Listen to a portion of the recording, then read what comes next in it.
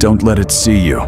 A true account, as told by the tenant of apartment 4B. I should have known something was wrong the moment I saw the price. $800 a month. 1 bedroom, Chicago. No roommates, no hidden fees. Just one condition. Move in immediately.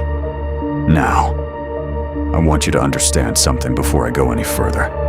I'm not a reckless person. I'm not the kind of person who ignores warning signs or makes stupid decisions. But I had just moved to a city where I knew absolutely no one.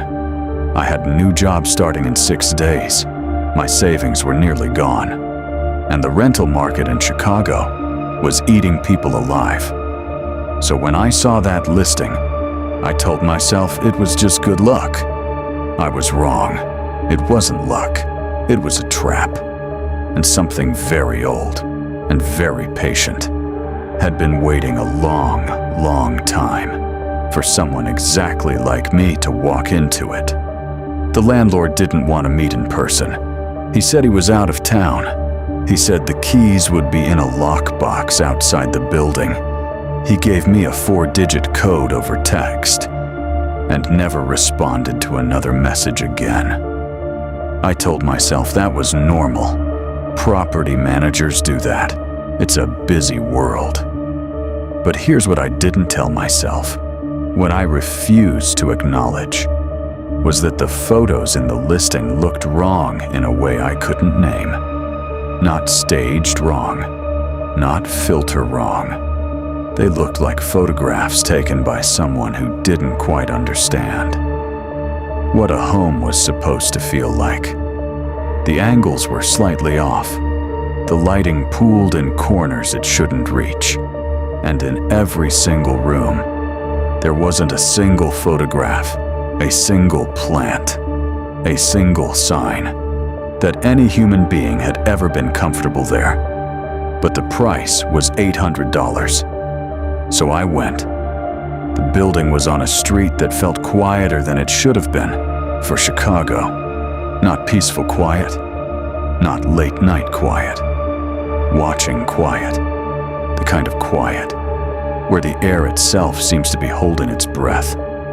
The hallway inside smelled like old carpet, and something else underneath it. Something I can only describe as metallic, like old pennies, like dried blood. The overhead lights didn't just flicker, they pulsed. Like something in the walls was breathing in rhythm, expanding and contracting around the wiring. I told myself it was an old building. Apartment 4B was at the end of the hall. I unlocked the door and stepped inside. And the first thing I felt was the silence. Not the building's silence. Its silence. The apartment had a specific quality to its quiet that pressed against your eardrums like you were sinking underwater. The wood floors were original, dark, old, warped in places. The dim overhead bulb threw shadows that leaned in directions they shouldn't. I set down my bags. I made myself dinner. I went to bed. The first knock came at 2:13 in the morning. I know the time because I looked at my phone when I jolted awake. 3 soft knocks, deliberate, patient, not at my door, inside my bedroom wall. I lay completely still, telling myself it was the pipes. Old buildings have old pipes. They expand and contract. They make sounds. That's just what they do. Then it happened again. 1, 2, 3. The same exact rhythm, the same exact pressure. Like knuckles, dragged slowly across the inside of the drywall, tapping just hard enough to be heard. Just soft enough that you might convince yourself you imagined it. I did not sleep again that night. The next morning I met my neighbor. She was an older woman, maybe late 60s, standing in the hallway outside her door. When I introduced myself as the new tenant in 4B, she didn't say welcome. She didn't smile. She looked at me for a long moment. The kind of look someone gives you when they're deciding whether to tell you something. That's going to ruin your day." And then she said, very quietly, "You shouldn't stay long." Before I could ask her what she meant, she stepped back inside and closed her door. I heard the deadbolt slide, then the chain, then what sounded like a second lock. I couldn't identify. I stood in that hallway alone and let her words settle into my chest like stones. That night, I understood exactly what she meant. The knocking came back, but this time, it was different. This time, it was accompanied by something else. A slow, wet, rhythmic breathing, like something pressed close against the inner surface of the wall. Mouth open, exhaling directly into the drywall, and underneath the breathing. Scratching. Not frantic scratching. Not animal scratching. Deliberate scratching. The way you scratch when you're making something. When you're carving something. I stood in the middle of my room and stared at the wall, and I felt, in a way that bypassed rational thought entirely, that whatever was on the other side of that wall was aware of me. It knew I was listening, and it wanted me to know. It was there. I pressed my ear against the drywall, and I heard it. Soft and low and wrong. A sound that was almost language, almost words, like something that had heard human speech for a very long time, and was practicing, not speaking, trying to speak. The sound of a mouth, forming shapes. It wasn't built to form. The temperature in the room dropped. My breath misted in front of my face. The light above me flickered once, twice, and then held at half brightness, casting everything in a pale and sickly glow. I ordered an inspection camera the next day, the kind plumbers use for pipes, a small lens on a long, flexible cable that feeds video back to a handheld screen.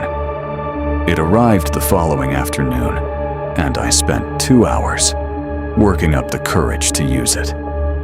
There was a vent near the base of the bedroom wall. The grill was slightly loose in a way that suggested it had been removed and replaced many times before. I slid the camera inside. What I saw on that small screen stopped every conscious thought I had.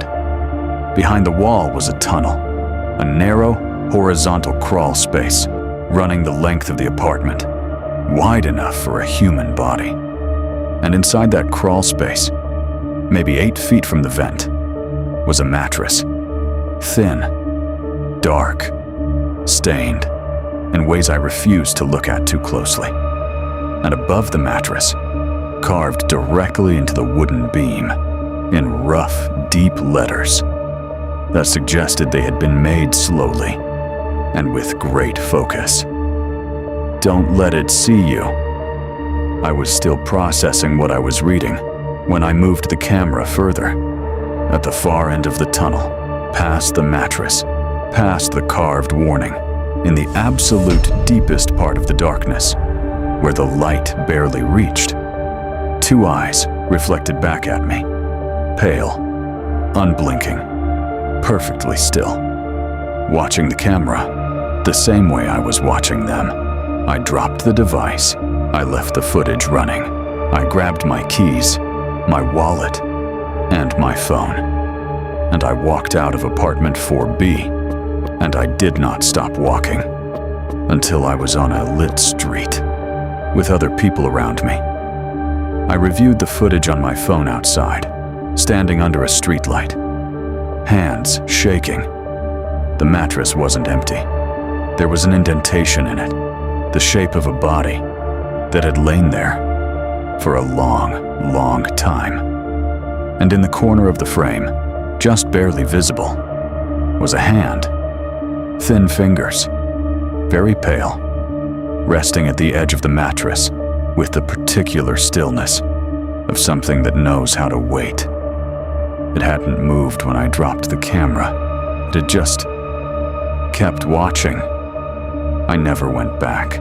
I slept on a friend's couch in a city I barely knew, while I found somewhere else to live. I filed a report with the city. I tried to explain what I'd found. I gave them the address, the listing, the landlord's phone number. The number was disconnected. The landlord didn't exist in any records they could find. 2 weeks later. I don't know why I did this. I think part of me needed to confirm that it was real. I searched for the listing online. Apartment 4B, $800 a month. 1 bedroom, move in immediately. Same price, same photos. And in one of the photos, the one of the bedroom, the one with the wood floors and the dim light and the vent near the baseboard, I could see something I had not noticed the first time I looked. Near the vent, in the shadow along the wall.